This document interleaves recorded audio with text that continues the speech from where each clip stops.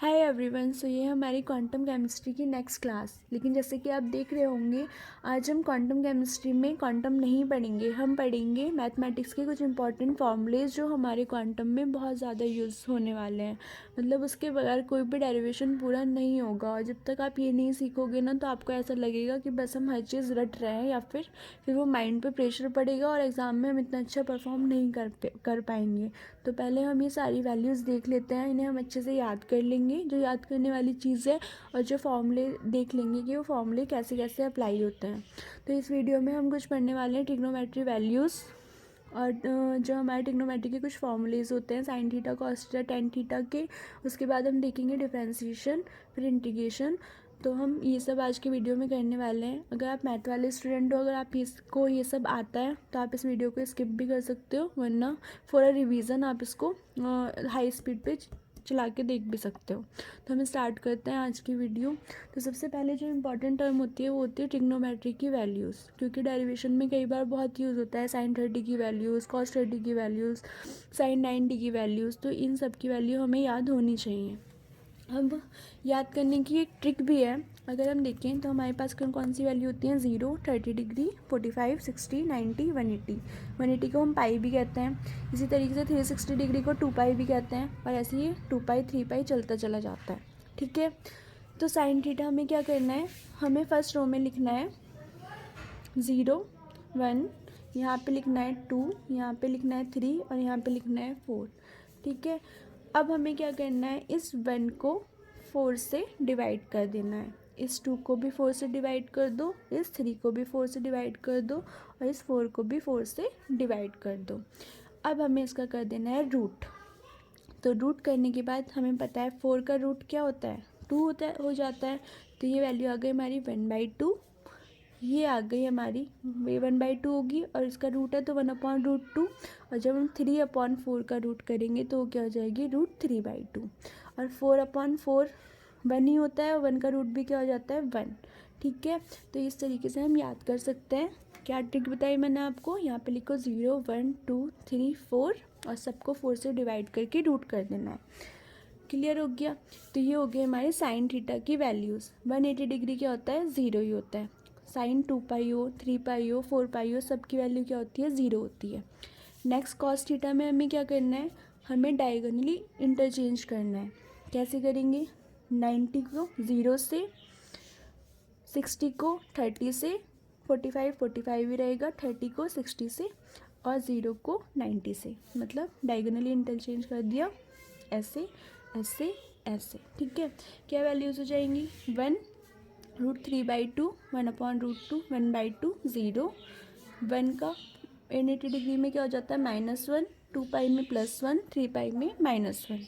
इसी तरीके से टेन थीटा क्या होता है, अच्छा टेन थीटा को हमें याद करने की नीड नहीं है, हम क्या करेंगे, simple sine theta upon cos theta. ठीक है, तो अगर मैं यहाँ पे इस वाली वैल्यू की बात करूँ साइन 0 की, तो क्या हो जाएगा, साइन 0 अपॉन कॉस 0, और साइन 0 की वैल्यू तो 0 होती है, तो आ गई हमारी वैल्यू 0। इसी तरीके से sine theta upon cos theta करेंगे तो क्या हो जाएगा, 1/2 अपॉन √3/2। तो 2 से तो 2 कैंसिल हो जाएगा, सिंपल आ जाएगी वैल्यू 1/√3। इसी तरीके से अगर हमें tan 45 की वैल्यू निकालनी हो तो 1/√2 बाई 1/√2, दोनों कट जाएंगे, वैल्यू आ गई 1।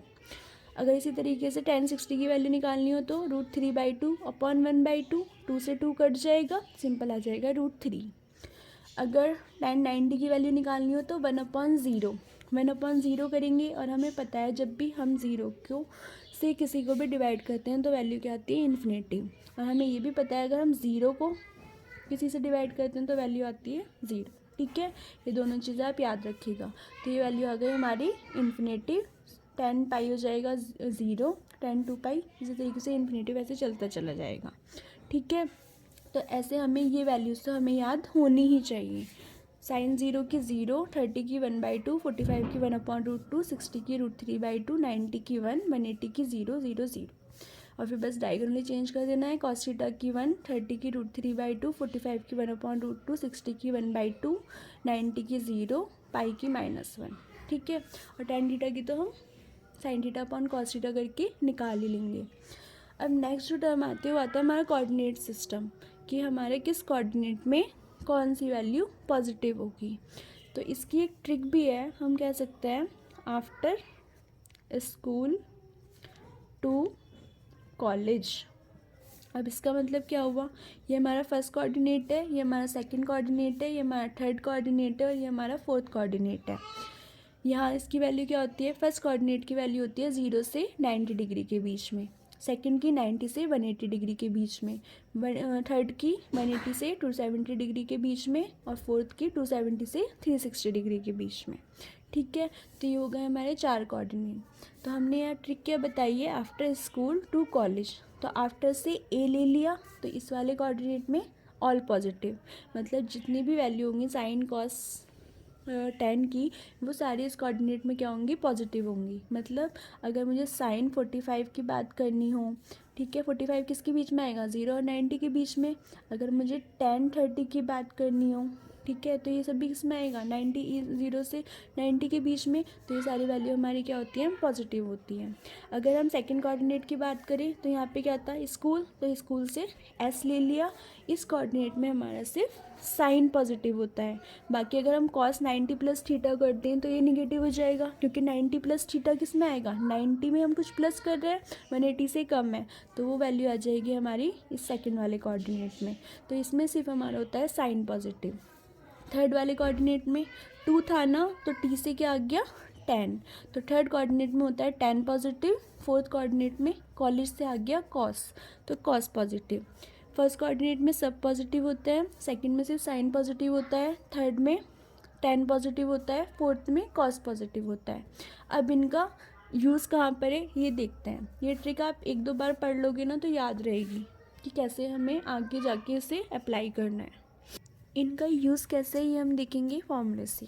देखो, जैसे हमारे पास अगर कहीं क्वेश्चन में आ जाए कि हमें बताना है साइन 90 प्लस थीटा की वैल्यू क्या है, तो हम देखेंगे हमारे किस कोऑर्डिनेट में आ रहा है, 90 प्लस थीटा, मतलब 90 से ऊपर ही वैल्यू होगी और 180 से कम।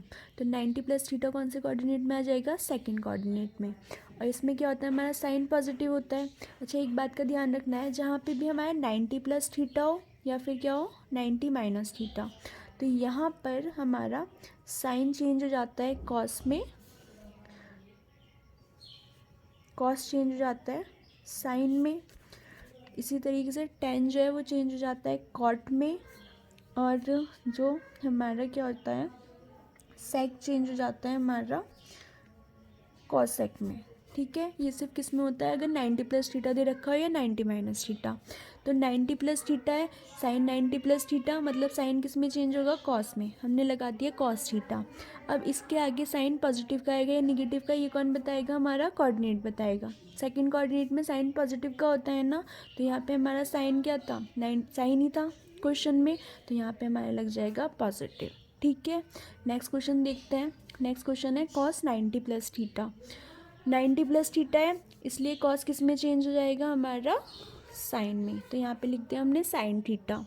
अब कॉस 90 प्लस थीटा था, 90 प्लस थीटा कौन से कोऑर्डिनेट में आता है, सेकंड कोऑर्डिनेट में, और यहाँ पे तो सिर्फ साइन पॉजिटिव होता है, तो इसलिए हमने क्या लगा दिया यहाँ पे माइनस का साइन थीटा। हमें जो पॉजिटिव और निगेटिव देखना होता है ना, ये क्वेश्चन के अकॉर्डिंग देखना होता है, आंसर के अकॉर्डिंग नहीं। क्योंकि अगर हम आंसर के अकॉर्डिंग नहीं देखते तो यहाँ पे साइन पॉजिटिव था तो हम पॉजिटिव लगाते, लेकिन हमें किसके अकॉर्डिंग देखना होता है, क्वेश्चन के अकॉर्डिंग।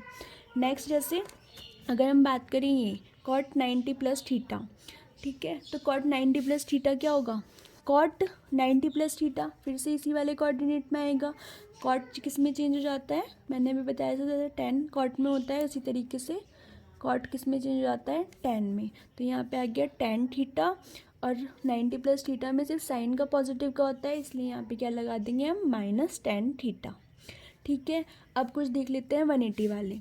जैसे फॉर्मूला है हमारा साइन 180 माइनस थीटा, इसकी वैल्यू क्या होगी, तो 180 माइनस थीटा मतलब 180 में से कुछ कम हो रहा है, तो ये कौन से कोऑर्डिनेट में आएगा, सेकंड कोऑर्डिनेट में।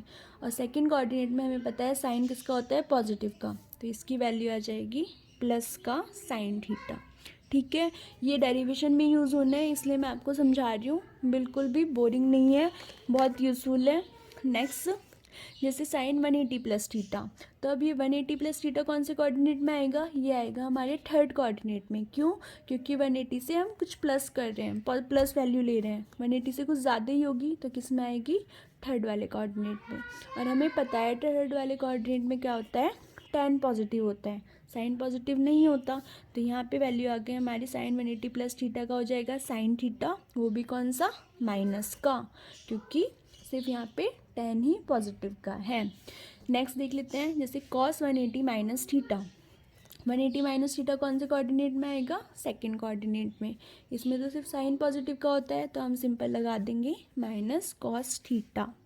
तो हमें जो ध्यान रखने वाली बातें हैं वो इम्पॉर्टेंट बातें ये हैं कि अगर हमारे पास 90 प्लस थीटा होगा या 90 माइनस थीटा होगा तो हम वहाँ पर क्या करेंगे, चेंज करेंगे, साइन को कॉस में, कॉस को साइन में, टेन को कॉट में, कॉट को टेन में, और जी सेक को कॉसेक में, और कॉसेक को सेक में। ठीक है। और अगर हमारे पास दूसरी इम्पॉर्टेंट बात ये थी कि अगर हमारे पास 180 माइनस थीटा हो या 180 प्लस थीटा हो, उसमें हम चेंज नहीं करते हैं, साइन को साइन रहने देते हैं, कॉस को कॉस रहने देते हैं, इसी तरीके से जो भी है उसे वही रहने देंगे। बस जो हम साइन लगाएंगे वो किसके अकॉर्डिंग लगाएंगे, इस कोऑर्डिनेट सिस्टम के अकॉर्डिंग लगाएंगे। ठीक है।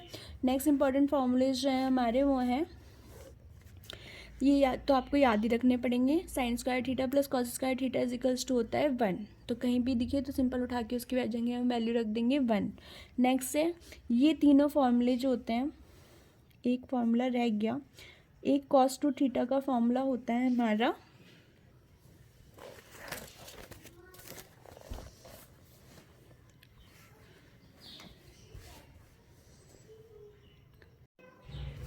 तो एक फार्मूला रह गया था ना कॉस थीटा का, तो कॉस टू थीटा का फार्मूला क्या होता है, cos square theta minus sine square theta. इन जो भी फॉर्मूलेज हैं इनको हम इंटरचेंज भी कर सकते हैं, क्योंकि जो हमारा डिफरेंशिएशन और इंटीग्रेशन होता है ना उसमें डायरेक्ट साइन स्क्वायर थीटा या फिर कॉस स्क्वायर थीटा का कोई फार्मूला नहीं होता, तो हमें उसे किस में चेंज करना पड़ता है, कॉस टू थीटा में या फिर साइन टू थीटा में चेंज करना पड़ता है। इसलिए ये वाले फॉर्मूलेज वहाँ पर हमारे तभी यूज़ होते हैं। जैसे मैंने लिख रखा है, मान लो मेरे पास क्या है, कॉस टू थीटा, ये वाला सेकंड वाला फार्मूला देखो, cos two theta is equals to क्या है, 2 कॉस स्क्वायर थीटा माइनस 1 है। अगर मुझे यहाँ से कॉस स्क्वायर थीटा की वैल्यू निकालनी होगी तो क्या होगा, -1 को हम इधर भेज देते हैं, प्लस का हो जाएगा, और फिर खाली कॉस स्क्वायर थीटा की वैल्यू क्या हो जाएगी, कॉस टू थीटा प्लस 1/2।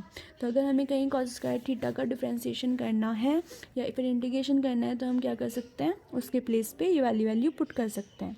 इसी तरीके से अगर हमें कहीं साइन स्क्वायर थीटा की वैल्यू निकालनी हो तो हम ये वाला फॉर्मूला यूज़ करेंगे, cos two theta is equals to 1 minus 2 sine square theta.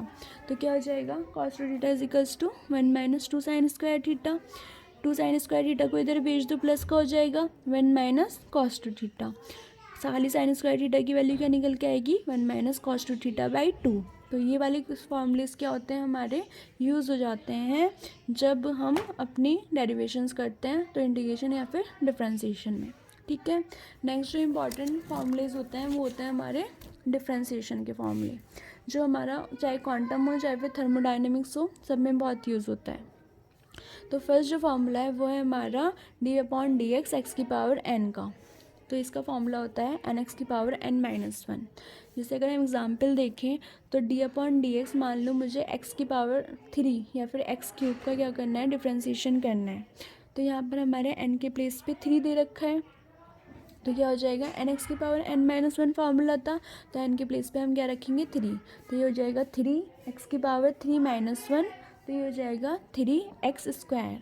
तो x क्यूब का डिफ्रेंसिएशन क्या आ गया, 3x स्क्वायर। इसी तरीके से अगर हम देखें, मान लो हमें इसका दोबारा डिफ्रेंसिएशन करना है तो मान लो 3x स्क्वायर है, अब 3 तो कांस्टेंट है, डिफ्रेंसिएशन से बाहर आ जाएगा, उससे कोई कुछ नहीं कहेगा, तो ये क्या हो जाएगा, एक्स स्क्वायर अंदर बचा, इस बार n के प्लेस पे हमारा क्या है, 2 है, तो क्या हो जाएगा 2x की पावर 2-1, 2-1 क्या होता है, सिंपल 1 होता है, तो आ गया 2x, मल्टीप्लाई करके आ जाएगा 6x। तो इस तरीके से हम किसी भी पावर का डिफ्रेंसिएशन इस फॉर्मूले लगा के कर सकते हैं। नेक्स्ट इंपॉर्टेंट फार्मूला है, अगर हमें दे रखा हो 1/x, ठीक है, तो 1/x का क्या है, d/dx 1/x, तो क्या हो जाता है इसका formula ln of x। Next important formula है डी अपॉन डी एक्स ई की power N X. Exponential term का क्या करना है, हमें डिफ्रेंसिएशन करना है। तो सिंपल पहले तो हम ये देख लेते हैं, अगर खाली डी अपॉन डी एक्स ई की पावर एक्स होना तो उसका डिफ्रेंसिएशन भी क्या होता है, ई की पावर एक्स ही होता है। लेकिन अगर कहीं हमारे किसी टर्म में क्या हो रहा है, जैसे ई की पावर एक्स है, इसके साथ हमें कोई कांस्टेंट वैल्यू भी दे रखी है, जैसे ये वाला फॉर्मूला है डी अपॉन डी एक्स ई की पावर एन एक्स। तो यहाँ पे हमें क्या करना होता है, पहले तो हम अपने फंक्शन का डिफ्रेंसिएशन करेंगे। इसके बाद जो टर्म हमारी बची हुई है एक्स के साथ हमारी कोई मल्टीप्लाई में है, तो फिर हम क्या करते हैं, उसका दोबारा डिफ्रेंसिएशन करते हैं। जैसे ई की पावर एक्स का ई की पावर एक्स था, यहाँ पे हमने क्या कर दिया, ई की पावर एन एक्स का ई की पावर एन एक्स। लेकिन अब ये एन एक्स तो बचा हुआ है ना, तो हम क्या करेंगे, इसका दोबारा डिफ्रेंसिएशन करेंगे। कैसे करेंगे, ई की पावर एन एक्स ऐसे ही रहने दिया, D upon D X N X की पावर एन एक्स का क्या हो जाएगा, एन कॉन्स्टेंट है, बाहर निकल के आ गया, अंदर क्या बचा, simple D x upon D x. तो यहाँ पर सिंपल हमारा क्या बचेगा, सिर्फ एन बचेगा। तो हमारा फॉर्मूला हो जाएगा एन ई की पावर एन एक्स। एग्जाम्पल से देखते हैं, मान लो हमें क्या दे रखा है, डी अपॉन डी एक्स ई की पावर -2x दे रखा है। तो एक्सपोनेंशियल टर्म क्या है, ई की पावर -2x है, तो सबसे पहले इसका क्या हो जाएगा, हमारा ई की पावर -2x तो ऐसे ही आ जाएगा जैसे ई की पावर x आया था। अब किसका डिफ्रेंसिएशन करेंगे, इस वाली टर्म का जो एक्स्ट्रा टर्म थी, तो D upon D x -2x। तो क्या होगा, -2 तो कांस्टेंट है, -2 हमारा बाहर निकल आया और अंदर क्या बचा, सिर्फ D x upon D x. तो ये हो जाएगा हमारा फॉर्मूला। इसी तरीके से हम क्या कर सकते हैं, जैसे डी अपॉन डी एक्स ई की पावर 3x दे रखा है, तो सिंपल इसका क्या हो जाएगा, 3 ई की पावर 3x। ई की जो भी ई की पावर है उसे सेम ऐसे लिख दो, और जो यहाँ पर हमारा कोफिशिएंट है उसे उसके मल्टीप्लाई कर दो। सिंपल यही फॉर्मूला होता है और कुछ नहीं होता। नेक्स्ट इंपॉर्टेंट फॉर्मूला है साइन एक्स का डिफ्रेंसिएशन होता है कॉस एक्स, कॉस एक्स का डिफ्रेंसिएशन होता है माइनस साइन एक्स। साइंस का ध्यान रखना, यहाँ पे पॉजिटिव होता है, यहाँ पर निगेटिव होता है, ठीक है। नेक्स्ट फार्मूला है, जैसे मान लो d upon D x sine n x है, तो हम कैसे इसका डिफ्रेंसिएशन करेंगे, इस बार फिर से कांस्टेंट टर्म आ गई है। तो बस ये ध्यान रखना है, जो भी हमारा फंक्शन होता है उसका डिफ्रेंसिएशन करते हैं, और जो एक्स्ट्रा टर्म आती है उसका दोबारा डिफ्रेंसिएशन करके लिख देते हैं। तो साइन एक्स का भी हमने देखा है क्या होता है, कॉस एक्स होता है, तो साइन एन एक्स का क्या हो जाएगा, cos N X. Extra term क्या आती है, एन एक्स थी, तो D upon D X N X कर देंगे। एन तो कांस्टेंट है, फिर से बाहर आ गया, अंदर क्या बचेगा, सिर्फ D x upon D x बचेगा, वो 1 हो जाएगा। नहीं कह रही हूँ, कॉस एन एक्स, एन बाहर आ गया, D x upon D x बचाना, तो ये तो सिंपल 1 बचेगा, तो ये आ जाएगा हमारा N cos N X. Example देख लेते हैं, जैसे क्या है, D upon D x sine 4x है, तो साइन का क्या होता है, कॉस एक्स हो जाता है, तो कॉस 4x हो गया। एक्स्ट्रा टर्म 4x थी, तो D upon D x 4x कर देंगे, क्या बचेगा, सिंपल 4, तो 4 कॉस 4x इंटू 4, या फिर क्या लिख सकते हैं, 4 कॉस 4x। ये हो जाएगा हमारा सिंपल फार्मूला। अब जो नेक्स्ट इंपॉर्टेंट फार्मूला है वो है हमारा, जैसे मान लो आपको 2 फंक्शन दे रखे हैं और उसका आपको क्या करना है, मल्टीप्लाई करना है। मल्टीप्लाई में 2 फंक्शन दे रखे हैं और उसका आपको डिफ्रेंसिएशन निकालना है। तो ऐसा नहीं करते हैं कि दोनों का साथ डिफ्रेंसिएशन कर दें, उसका भी क्या होता है, एक फार्मूला होता है। जैसे u और v 2 डबल अलग अलग फंक्शन है, तो इनका डिफ्रेंसिएशन हम कैसे करते हैं, एक को कांस्टेंट रखते हैं, दूसरे का x के रेस्पेक्ट में कर देंगे, फिर दूसरे को कांस्टेंट रखेंगे, पहले का x के रेस्पेक्ट में डिफ्रेंसिएशन कर देते हैं। जिससे एग्जाम्पल से समझेंगे, यहाँ पे मेरे 2 फंक्शन है ना, एक तो x है और एक साइन x है, ठीक है। तो कैसे करेंगे, x को कांस्टेंट रखा, साइन x का डिफ्रेंसिएशन, फिर साइन x को कांस्टेंट रखा, x का डिफ्रेंसिएशन, ठीक है। साइन x का डिफ्रेंसिएशन क्या होता है, कॉस x, ऊपर देखा था, साइन x और D x upon D x का तो 1 ही बचेगा, तो 1 लिख दिया, या और इसका आ गया x cos x plus sign x, ठीक है। एक और अगर देखें तो क्या लिख सकते हैं, जैसे डी अपॉन डी एक्स, मान लो हमारे पास क्या है इस बार, x² ई की पावर 2x है। कैसे करेंगे, 2 फंक्शन फिर से हैं, एक x², एक ई की पावर 2x, तो कैसे करेंगे, x² d upon D x ई की पावर 2x प्लस ई की power 2x d upon D x x²। पहले का कांस्टेंट रखा, दूसरे का डिफ्रेंसिएशन, दूसरे को कांस्टेंट रखा, पहले का डिफ्रेंसिएशन, क्या हो जाएगा, x² ई की पावर 2x ऐसे ही रहेगा, 2 का फिर 2x का डिफ्रेंसिएशन होगा तो क्या बचेगा 2, प्लस ई की पावर 2x ऐसी, एक्स स्क्वायर क्या क्या हो जाएगा 2x, तो ये हो जाएगा हमारा 2x² ई की पावर 2x प्लस 2x ई की पावर 2x। तो ये हो जाता है हमारा इसका ऐसे डिफ्रेंसिएशन। और ऐसे हम इसे क्या कहते हैं, इस वाले रूल को ना हम कहते हैं प्रोडक्ट रूल। जब हमारे दो फंक्शंस प्रोडक्ट में हो, मतलब किसमें हो, मल्टीप्लाई में हो। नेक्स्ट हम देखते हैं, अगर हमारा कोई भी कांस्टेंट दे रखा हो, ठीक है, कांस्टेंट मतलब जो चेंज ना होता हो, इसी तो कांस्टेंट कहते हैं ना, तो उसका डिफरेंशिएशन हमेशा क्या होता है, ज़ीरो होता है।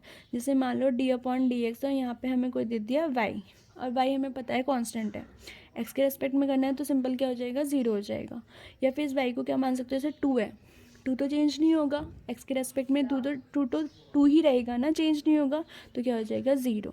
जैसे d/dx यहाँ पे रख दिया कोई c, हमें पता है कांस्टेंट है, चेंज नहीं होने वाला, तो हमेशा डिफरेंशिएशन क्या हो जाएगा, ज़ीरो हो जाएगा। तो ये थे हमारे कुछ इंपॉर्टेंट डिफरेंशिएशन के फॉर्मूले। नेक्स्ट देखते हैं, अभी हमें पढ़ना है इंटीग्रेशन। और इंटीग्रेशन क्वांटम में डिफरेंशिएशन से भी बहुत ज़्यादा इंपॉर्टेंट है, आने दोनों चाहिए, लेकिन इंपॉर्टेंट ज़्यादा कौन है, integration. I for important, I for integration. तो सबसे पहला फॉर्मूला है, अच्छा एक चीज़ ध्यान रखिएगा, डिफरेंशिएशन और इंटीग्रेशन आपस में बिल्कुल जस्ट अपोजिट होते हैं। डिफरेंशिएशन का मतलब होता है बड़ी सी चीज़ को छोटे छोटे पार्ट्स में डिवाइड करना, जबकि इंटीग्रेशन का मतलब होता है छोटे छोटे पार्ट्स को इकट्ठा करके उसका सम बना देना, मतलब उसे हम क्या कर रहे हैं, इकट्ठा कर रहे हैं। इसीलिए सम से ही क्या लिया गया है, सम के एस से ही इसका साइन लिया गया है, इंटीग्रेशन। तो सबसे पहला फार्मूला ही वही है कि अगर हमें x की पावर n का इंटीग्रेशन करना हो तो फार्मूला क्या होता है, x की पावर n+1 अपॉन n+1। ठीक है, जैसे एग्जाम्पल देखें, जैसे हमें x² का क्या करना है, इंटीग्रेशन करना है, तो इस बार n के प्लेस पे क्या है, 2 ही है, तो क्या हो जाएगा, x की पावर 2+1, पहले हम डिफरेंशिएशन में मल्टीप्लाई कर रहे थे, इस बार क्या कर देंगे, डिवाइड कर देंगे, तो क्या हो जाएगा 2+1, तो क्या आ जाएगा, x की पावर 3/3। एक और एग्जाम्पल देखते हैं, जैसे मान लो क्या है, x की पावर 5 और यहाँ पे भी क्या है, 5x की पावर 5 dx है। हमें पता है 5 क्या कांस्टेंट है, तो 5 निकाल दिया, अंदर क्या बचा, x की पावर 5 dx। 5 x की पावर 5 है ना, n के प्लेस पे क्या है, 5 है, तो क्या हो जाएगा, 5+1 अपॉन 5+1, तो ये हो जाएगा 5x की पावर 6/6। ये हो गया इसका इंटीग्रेशन। देखो 1/x का डिफ्रेंशिएशन क्या होता था, ln ऑफ x होता था, इसी तरीके से ln ऑफ x का इंटीग्रेशन क्या हो जाएगा, 1/x। नेक्स्ट फॉर्मूला है हमारा e की पावर nx का हमें इंटीग्रेशन करना हो, तो देखो डिफ्रेंशिएशन क्या होता था, e की पावर nx का हो जाता था n e की पावर nx, यही होता था। इंटीग्रेशन क्या होगा, जस्ट अपोजिट, e की पावर nx ऐसी रहेगी और इससे डिवाइड कर देंगे n से, जो भी कांस्टेंट था, यहाँ मल्टीप्लाई कर दी, यहाँ पे क्या कर दिया, डिवाइड कर दिया।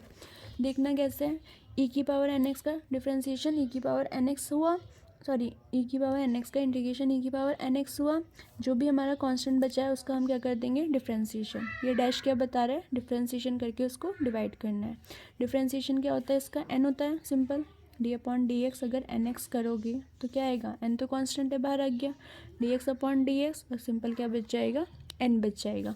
तो ये हो गया e की पावर nx/n। ठीक है, एग्जाम्पल से समझते हैं। मान लो हमारे पास क्या है, e की पावर -2x² है, dx है, तो इसका तो हमारा e की पावर -2x² ही हो जाएगा। डिफ्रेंशिएशन किसका करना है, d/dx -2x² का, तो क्या बचेगा, e की पावर -2x² ऐसे ही रहा, -2x² का क्या हो जाएगा, -4x। ठीक है, तो ये आ गया हमारा -e की पावर -2x²/4x। समझ में आया ना, 2 कांस्टेंट था, -2 बाहर आ जाएगा, x² का क्या हो जाएगा, 2x, 2 × 2 कितना हो जाएगा, 4x। ठीक है, नेक्स्ट इंटीग्रेशन cos x का होता है sin x का होता है -cos x। ध्यान रखना वहाँ पे उल्टा था, डिफ्रेंशिएशन क्या था, sin x का होता था प्लस का cos x, और d/dx cos x होता था माइनस का sin x, यही होता था। यहाँ पे इंटीग्रेशन में क्या हो जाता है, उल्टा हो जाता है। नेक्स्ट, अगर हम किसी कांस्टेंट का इंटीग्रेशन कर रहे हैं तो जिसके रेस्पेक्ट में कर रहे हैं वही क्या आ जाती है, उसकी वैल्यू हो जाती है। जैसे मान लो यहाँ पे मेरा सिंपल कुछ भी नहीं है, 1 है, dx है, तो इसकी वैल्यू होगी x। ठीक है, मान लो यहाँ पे मेरा 2 × dx है, तो 2 तो कांस्टेंट है, बाहर निकल जाएगा, अंदर क्या बचेगा, फिर 1 × dx बचेगा, तो क्या आ जाएगा, 2x। सिंपल ही कर देंगे, ठीक है। तो जिसके भी रेस्पेक्ट में इंटीग्रेशन करते हैं वही क्या आ जाता है, वही आ जाता है वेरिएबल। अब सबसे इम्पॉर्टेंट और ट्रिकी सा फॉर्मूला जो क्या है वो ये है कि अगर हमारे पास दो फंक्शन है और उनका हमें इंटीग्रेशन करना है, ठीक है, तो हम उसका फॉर्मूला क्या है। तो ये थोड़ा सा ट्रिकी है और थोड़ा सा कम समझ में आता है, तो एक दो बार रिवाइंड करके देख लेना, आ जाएगा समझ में। फॉर्मूला ये है कि अगर हमारे पास दो फंक्शन है उसका हमें इंटीग्रेशन करना है, तो फर्स्ट को कांस्टेंट रखा, सेकंड का इंटीग्रेशन, फिर एक ब्रैकेट है, फर्स्ट का करेंगे डिफ्रेंसिएशन, सेकंड के करेंगे इंटीग्रेशन, और फिर जो आएगा उसका दोबारा क्या कर देंगे, इंटीग्रेशन। फिर सुनो, फर्स्ट को कांस्टेंट रखा, सेकंड का इंटीग्रेशन करा, फर्स्ट का, फिर उसके बाद फर्स्ट का डिफ्रेंसिएशन, सेकंड का इंटीग्रेशन, और फिर जो आएगी वैल्यू उसका दोबारा से इंटीग्रेशन, ठीक है।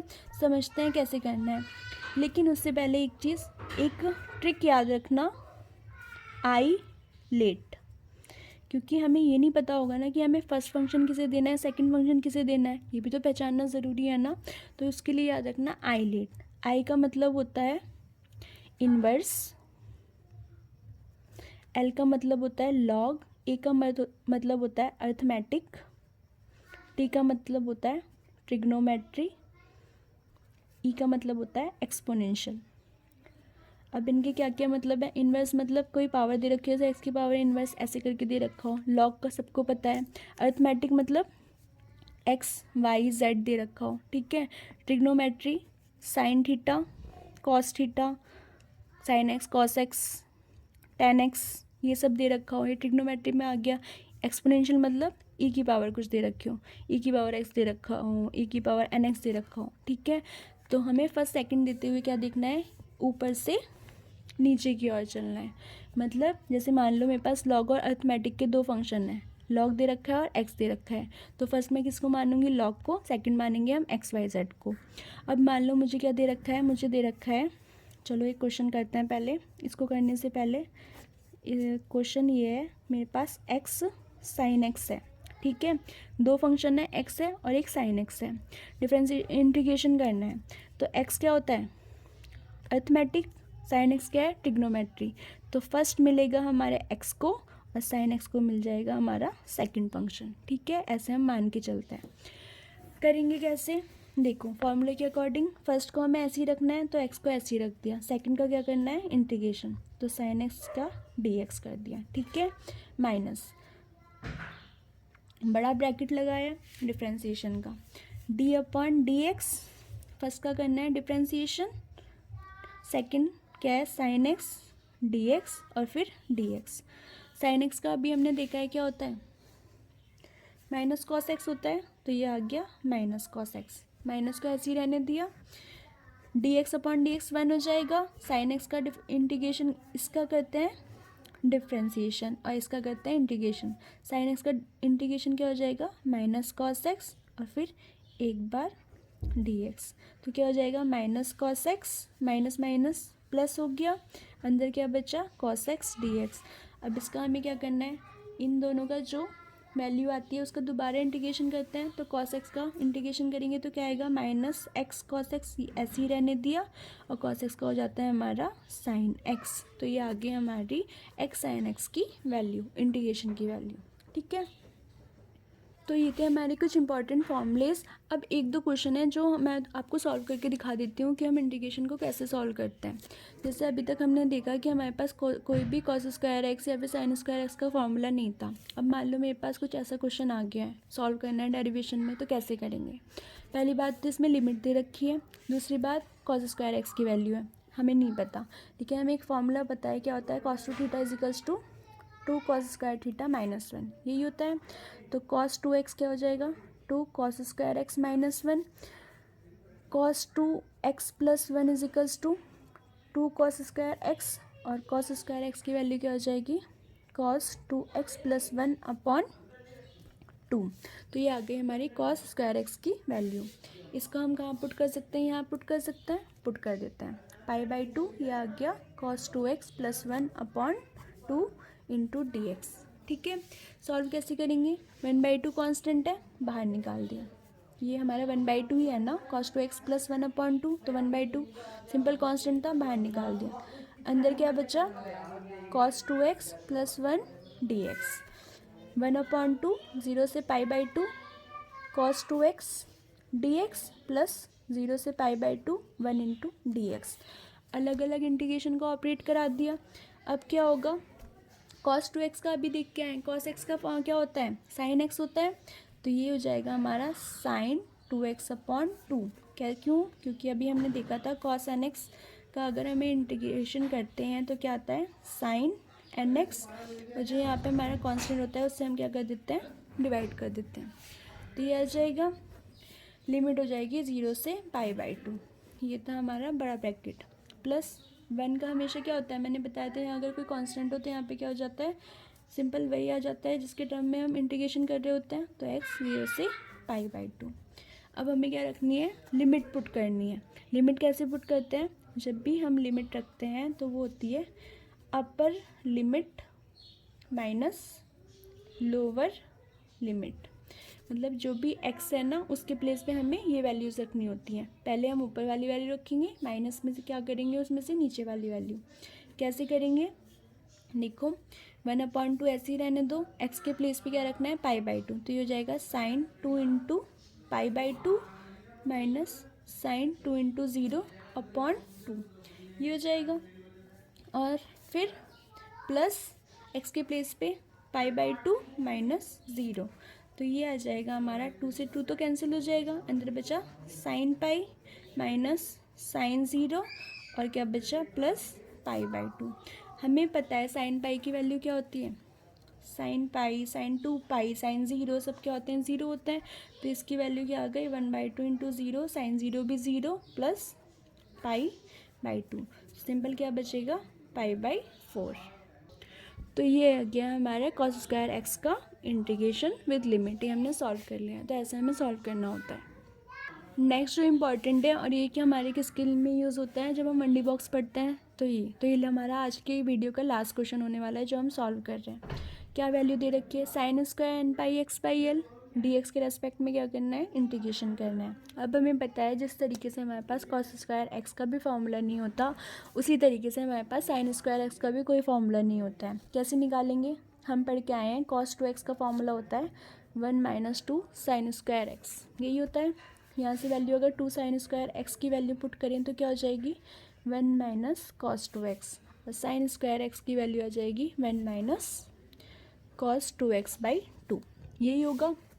पुट करते हैं वैल्यू, x के प्लेस पे इस बार हमारे पास क्या है, पूरा nπx/l है, तो यहाँ पे हो जाएगा 0 to l, अंदर बचेगा 1 - cos 2, x के प्लेस पे क्या है nπx/l, nπx/l, और नीचे क्या हो जाएगा 2 dx, या फिर आप यहाँ पे थीटा भी मान सकते हो अगर कंफ्यूज हो रहे हो तो, थीटा मान लो, थीटा थीटा, ठीक है। और आ जाएंगे थीटा के प्लेस पे यहाँ पे क्या दे रखा है nπx/l गिवन दैट, ठीक है।